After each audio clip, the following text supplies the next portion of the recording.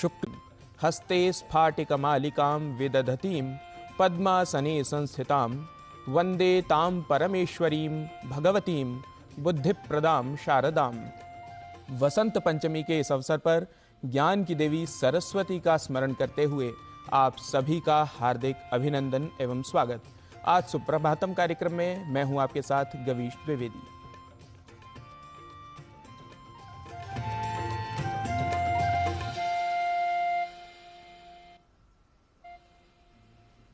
वसंत के आगमन से प्रकृति का कण कण खिल उठता है।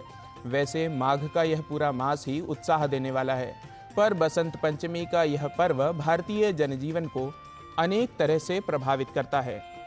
प्राचीन काल से इसे ज्ञान और कला की देवी सरस्वती का दिवस माना जाता है। शिक्षा के प्रति सजग एवं भारत और भारतीयता से प्रेम करने वाले आज के दिन सरस्वती पूजन कर अपने लिए कुशाग्र बुद्धि की कामना करते हैं। और जैसा आप जानते हैं कि हमारा यह कार्यक्रम भी शिक्षा, भारतीय ज्ञान व परंपराओं पर आधारित है, जिसमें शिक्षा, भारतीय ज्ञान परंपरा के साथ साथ योग व स्वास्थ्य के प्रभाग भी हम आपके लिए लेकर आते हैं। इसी क्रम में आइए सबसे पहले देखते हैं आज का पंचांग। आज का पंचांग युगाब्द 5125, विक्रमी संवत 2080, शक संवत 1945, उत्तरायण, पंचमी तिथि बुधवार, रेवती नक्षत्र। आज का दिन सभी के लिए मंगलमय हो। संस्कृत साहित्य में जीवन के ज्ञान को कथाओं के माध्यम से, पद्यों के माध्यम से संजोया गया है। जीवन में जो सदैव तत्पर रहता है, जो सतत परिश्रम करता है, वही लक्ष्य प्राप्त कर पाता है। कहते भी हैं जो सोवत है सो खोवत है, जो जागत है सो पावत है। इसी भाव को लिए हुए है हमारा आज का सुभाषित। अलक्ष्मीराविशत्येनं शयानमलसं नरं निस्संशयं फलं लब्ध्वा दक्षो भूतिमुपाश्नुते।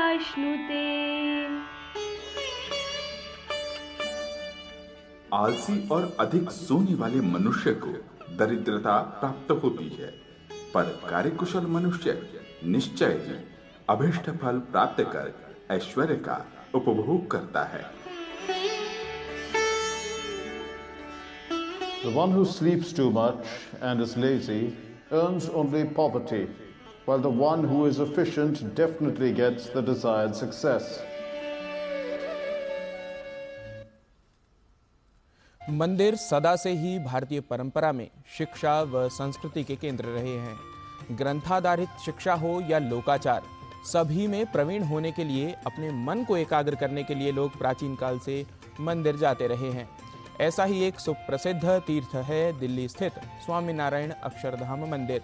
आइए देखते हैं इसी अक्षरधाम से जुड़ी यह रिपोर्ट।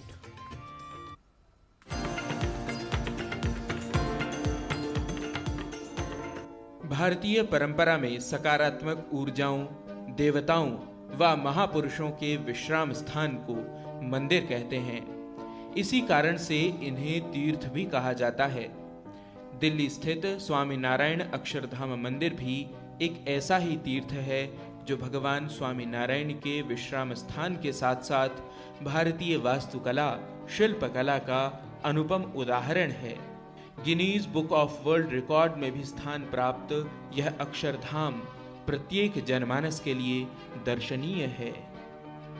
स्वामीनारायण संप्रदाय वैदिक सनातन धर्म का संप्रदाय है, जो अक्षर पुरुषोत्तम दर्शन का प्रवर्तक एवं प्रतिष्ठापक है। दिल्ली के इस अक्षरधाम मंदिर का शिल्प अद्वितीय है। इसे सुरक्षा देने वाली बाह्य संरचना मंडोवर में भारतीय महापुरुषों, ऋषियों, महर्षियों, मनीषियों के कलात्मक शिल्प अंकित किए गए हैं। अक्षरधाम का भव्य महालय गजेंद्र पीठ पर स्थित है, जिसमें हाथियों की कलाकृतियां उकेरी गई हैं। भारतीय बोध कथाओं, लोक कथाओं एवं पौराणिक आख्यानों के लगभग 80 प्रेरक दृश्य इसके द्वारा वर्णित किए गए हैं। अक्षरधाम परिसर में अभिषेक मंडपम है, जहां ब्रह्मचारी स्वरूप श्री नीलकंठ स्वामी का गंगा जल से अभिषेक किया जाता है। भारतीय परंपरा में विश्वास है कि अभिषेक करने वाले का मन भी पवित्र व स्वच्छ हो जाता है।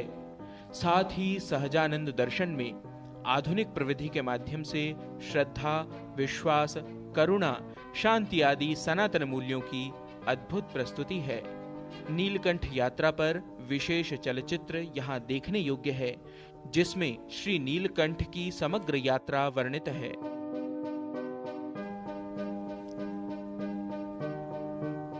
लगभग 14 मिनट का सांस्कृतिक नौका विहार दर्शकों को 10,000 वर्ष पूर्व भारतीय सभ्यता व परंपराओं का प्रतीकात्मक दर्शन कराता है। योगी हृदय कमल हो या भारत उपवन, सभी अपने आप में अनूठे हैं। विशेष रूप से कमल के आकार में बना जलकुंड प्रत्येक संध्या को अद्वितीय सहजानंद वाटर शो का मंच बन जाता है, जिसमें ज्ञान का पुंज कहे जाने वाले उपनिषद के लोकोपयोगी कथानकों को जल व रंग बिरंगी किरणों के माध्यम से दर्शाया जाता है। आधुनिक युग में युवाओं के लिए स्वामीनारायण संप्रदाय द्वारा संकल्पित यह विशेष प्रकल्प सभी में भारतीय सनातन ग्रंथों को जानने के लिए उत्सुकता जगा ही देता है। दिल्ली स्थित यह विशेष श्रद्धा केंद्र अक्षरधाम अपने शिल्प, अपने दिव्य स्वरूप, अपनी प्रस्तुतियों और अपनी संपन्नता के कारण विश्व के सभी जिज्ञासुओं का ध्यान अवश्य केंद्रित करता रहेगा और साथ ही भारतीय ज्ञान परंपरा का अनुपम उदाहरण बना रहेगा। Gavish Dwivedi, DD news.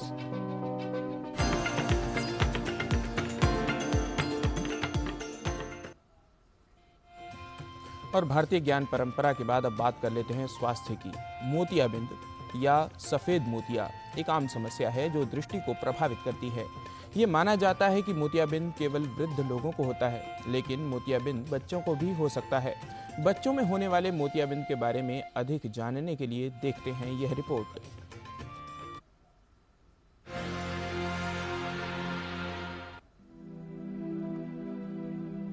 सफेद मोतिया या मोतियाबिंद बच्चों में दृष्टिहीनता का एक बड़ा कारण है।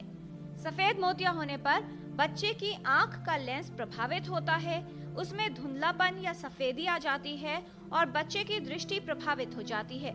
पीडियाट्रिक मतलब बच्चों के कैटरैक्ट हमारे यहाँ 13 से 15 तक होते हैं। दैट मीन्स हर 10वां बच्चा जो 10,000 बच्चों में पैदा होता है उसको कैटरैक्ट होने की चांसेस होती हैं। एक बीमारी होती है ग्लेक्टोसीमिया, उससे हो सकती है, या बच्चों में मैलन्यूट्रिशन हो उससे हो सकता है, या बच्चों के आंख में चोट लगी हो उससे हो सकता है। और एक पाया गया है कुछ सिंड्रोम जैसे कंसेंगुइनस मैरिज, अगर फैमिली में शादी हो तो उनमें कंजेनिटल कैटरैक्ट होने की प्रॉब्लम ज़्यादा होती है। और इसको हम जितना जल्दी ऑपरेट करके इनमें लेंस या उनको चश्मा दें तो उनकी रोशनी हम पूरी बचा सकते हैं। किंतु अगर हम इसमें डिले करते हैं तो बच्चों को आंख में टेढ़ापन रह सकता है इनमें, और आंख की थिरकन कभी रुकेगी नहीं इन आँख की, और आगे चल के ये अंधता में परिवर्तन हो सकता है। यदि मोतियाबिंद की पहचान जल्द कर बच्चे को सही समय पर इलाज मिल पाए तो उसकी दृष्टि को खोने से बचाया जा सकता है। सफेद मोतिया बच्चों में दृष्टिहीनता का एक ऐसा कारण है जिससे बचाव किया जा सकता है। बच्चे में सफेद मोतिया होने पर उसकी जल्द पहचान और सही इलाज आवश्यक है। यदि इलाज में देर हो तो बच्चे की दृष्टि प्रभावित हो सकती है। मोतिया है तो उसका जल्दी से जल्दी ऑपरेशन करें, क्योंकि अगर ये रोशनी अंदर नहीं जा रही है तो रेटिना की डेवलपमेंट नहीं हो पाएगी इस मरीज़ की, और आगे जाकर ये अंधता में पूरे में बदल जाएगी।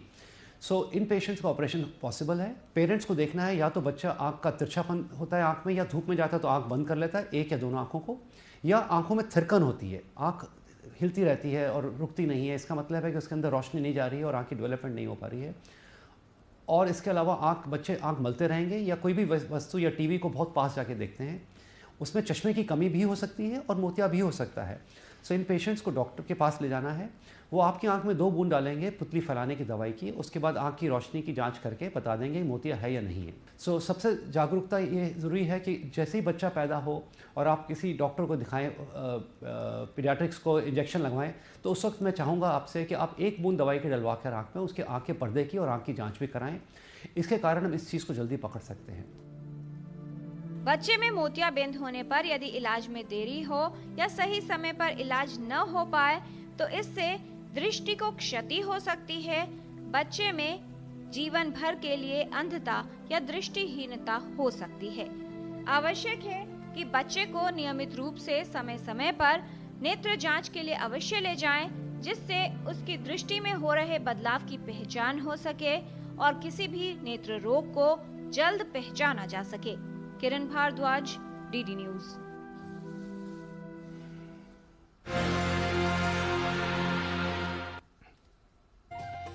योग हमारे जीवन के लिए बहुत महत्वपूर्ण कहा गया है। शास्त्रोक्त आसनों एवं प्राणायामों का निरंतर अभ्यास हमारी बहुत सी समस्याओं को दूर करता है, साथ साथ हमारे शरीर की संरचना को भी सुदृढ़ बनाता है। आज के योग प्रभाग में आइए देखते हैं क्या है खास।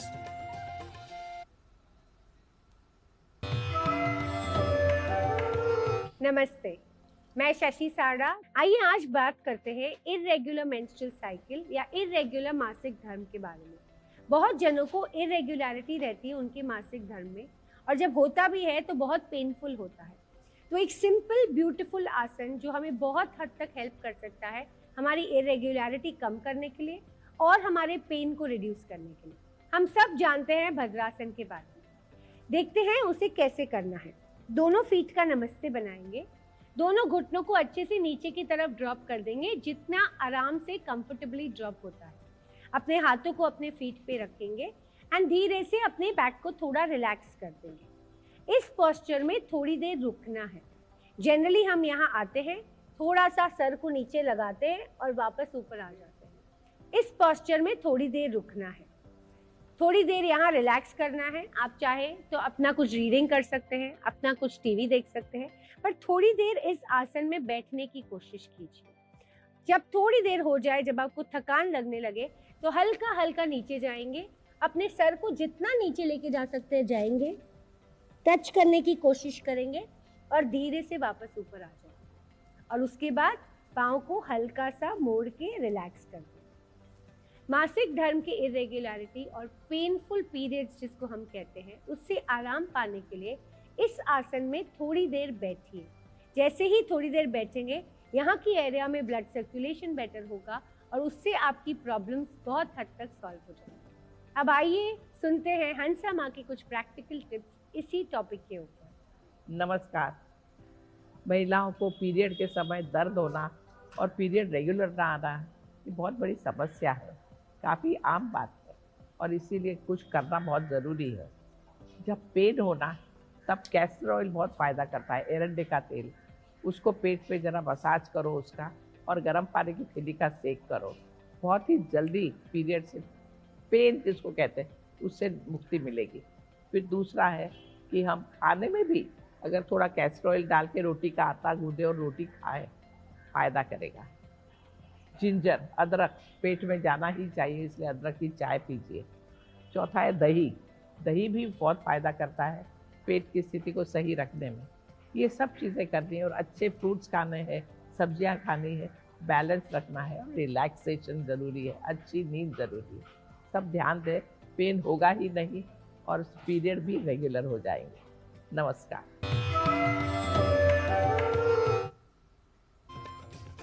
और सुप्रभातम कार्यक्रम में लेते हैं एक अल्प विराम। आप कहीं न जाइए, देखते रहिए सुप्रभातम।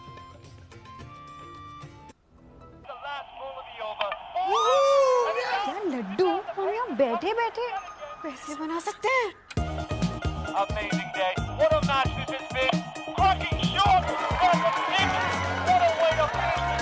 गाइस, मैं तुम्हारे बिजनेस आइडिया का बड़ा फैन। अब बिजनेस चाहे जो भी, SBI का करंट अकाउंट तो चाहिए ना। SBI करंट अकाउंट से सिंप्लीफाइड बिजनेस ट्रांजैक्शंस और ग्रेट कस्टमर सर्विस। SBI, देश का फैन। कोविड ने हम लोगों को work from home and flexibility दोनों सिखा दी। Handling my job responsibilities and अपना घर। NPS भी इसी तरह फ्लेक्सिबल है। इन्वेस्टमेंट ऐप के थ्रू अपना अकाउंट इजीली ओपन किया और अब उसी ऐप के थ्रू अपना अकाउंट फुल्ली ऑपरेट कर रहा हूं। कोई रिस्ट्रिक्शन नहीं है, किसी भी समय लॉग इन कर सकता हूं और अपने इन्वेस्टमेंट की अमाउंट चेंज भी कर सकता हूं। जितना पॉसिबल होता है उतना अपने इनकम से बचाता हूं और अपने NPS अकाउंट में इन्वेस्ट करता हूं। अपने बेहतर कल को सुनिश्चित करने के लिए NPS जरूरी है।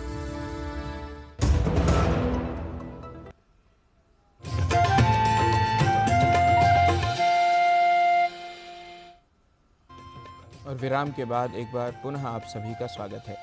संस्कृत भारतीय ज्ञान परंपरा को समझने के लिए प्रमुख भाषाओं में से एक है। कहा जाता है भारतस्य प्रतिष्ठे द्वे संस्कृतम संस्कृतिस्तथा, अर्थात भारत की दो प्रतिष्ठाएं कही गई हैं, पहली संस्कृत और दूसरी संस्कृति। इसी संस्कृत को सीखने के लिए यह विशेष प्रभाग है संस्कृत पाठशाला। उच्चारण का हर भाषा में महत्व होता ही है, संस्कृत भाषा में इसका विशेष महत्व है। आइए उच्चारण से जुड़ी कुछ विशेष बातें जान लेते हैं अपने सहयोगी नारायण दत्त मिश्र से।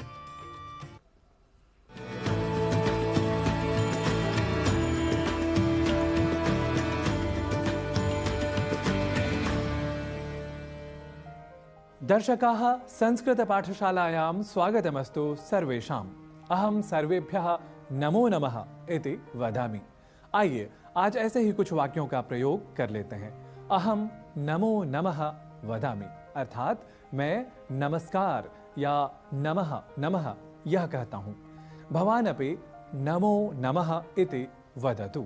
इसका अर्थ है आप भी नमो नमः यह बोलें।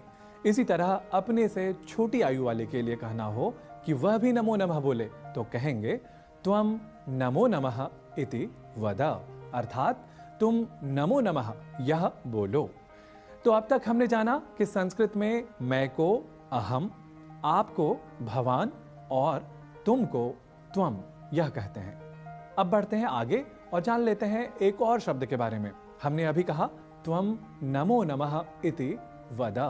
यहाँ एक शब्द आया वद, पर हम संस्कृत के इस शब्द को अन्य भाषाओं से प्रभावित बल्कि कुप्रभावित होकर बोल जाते हैं वद, यानी त्वम नमो नमः वद। ऐसे ही त्वम नमो नमः कथय को बोल जाते हैं त्वम नमो नमः कथय, और फिर ऐसे ही त्वम नमो नमः लिख या पठ। यहाँ लिख और पठ की जगह हम उच्चारण कर जाते हैं लिख पठ, यानी त्वम नमो नमः लिख, त्वम नमो नमः पठ। और ऐसे ही कई अशुद्ध उच्चारण हम में से कई लोग कर जाते हैं, और हम आपको अपनी संस्कृत पाठशाला में यही बताते चले आ रहे हैं कि संस्कृत अर्थात परिष्कृत और वैज्ञानिक तथा तार्किक भाषा में शुद्ध उच्चारण कितना महत्वपूर्ण होता है। इसलिए हमेशा जैसा लिखा है वैसा ही संस्कृत में पढ़ा जाना चाहिए।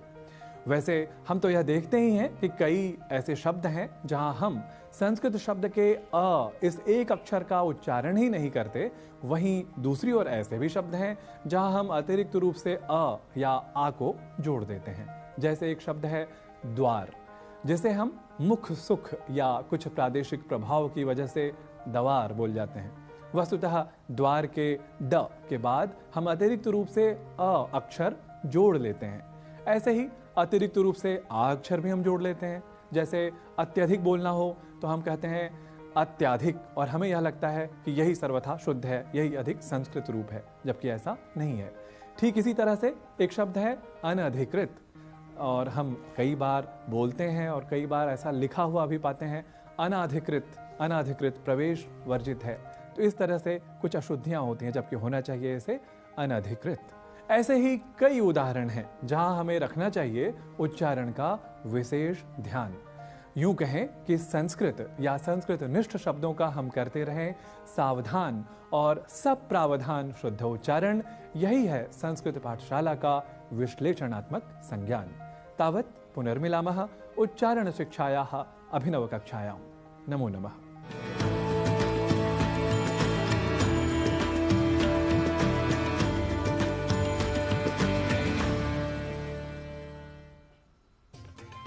त्रिशूर में एक तटीय ग्राम के निवासियों द्वारा समुद्री कछुओं को बचाने का अभियान शुरू किया गया।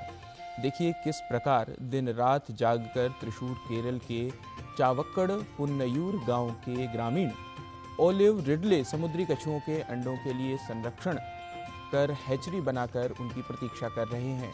समुद्री जीव जंतुओं के संरक्षण का यह प्रयास अद्भुत है। आइए देखते हैं इससे जुड़ा यह वृत्त।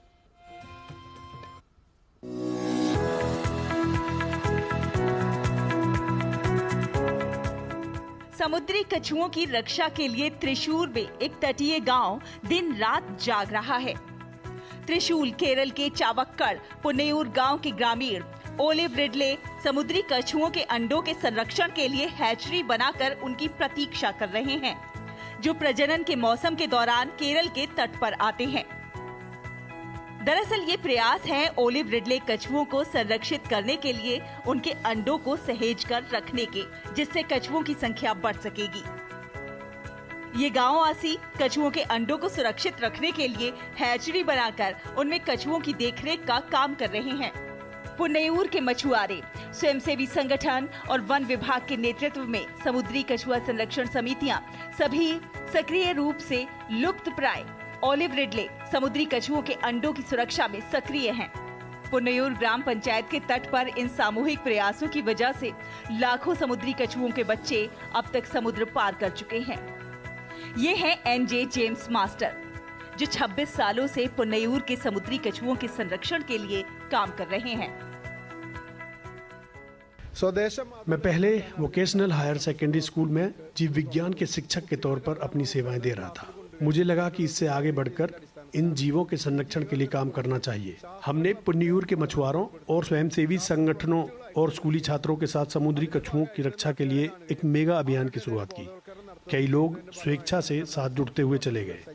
हम लगभग 26 सालों से पुन्नयूर के समुद्री कछुओं के संरक्षण के लिए काम कर रहे हैं।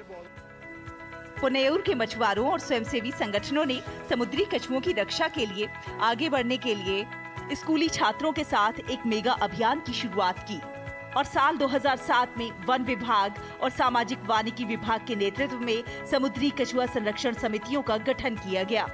ओलिव रिडले समुद्री कछुए विशेष रूप से रात में समुद्र के किनारे पर अंडे देने के लिए पुन्नयूर के तटीय क्षेत्रों में पहुंचते हैं। संरक्षण समिति के पहरेदार और स्वयंसेवक पूरी तरह जागे हुए इन अंडों का इंतजार कर रहे हैं। इन अंडों को इकट्ठा करते हैं और उन्हें लोहे की जालीदार पिंजरे के अंदर रखते हैं। ये सुरक्षा उपाय इन अंडों को डॉग्स और लोमड़ियों से बचाता है। इस सीजन में खास तौर से रात में ओलिव रिडले समुद्र के किनारों पर अपने अंडे देने के लिए पुन्नयूर के तटीय क्षेत्रों में पहुंचते हैं। हम अंडों को इकट्ठा करते हैं और उन्हें लोहे की जालीदार पिंजरे के अंदर रखते हैं। इस तरह हम अंडों को कुत्तों और लोमड़ियों से बचाते हैं। ये बहुत शानदार है। ऐसा करके हमें बहुत संतोष प्राप्त होता है। अंडों से बच्चे निकलने में 45 से 50 दिन लगते हैं और उसके बाद ओलिव रिडले के बच्चों को पुन्नयूर के ग्रामीणों द्वारा प्यार से समंदर में भेज दिया जाता है। हजारों किलोमीटर की दूरी पार करके कछुए एक बार फिर पुन्नयूर की देखभाल करने वाले तटों पर लौट आएंगे और इस तरह देखभाल और संरक्षण का ये जीवन चक्र चलता रहेगा। केरल से ब्यूरो रिपोर्ट, डीडी न्यूज। तो इस प्रकार विविध प्रभागों से संबलित आज का यह अंक यहीं समाप्त करते हैं। कल पुनः नए विषयों, नए प्रभागों को लेकर होंगे आपके समक्ष उपस्थित। तब तक के लिए मुझे व मेरे सभी सहयोगियों को दीजिए अनुमति। नमस्कार।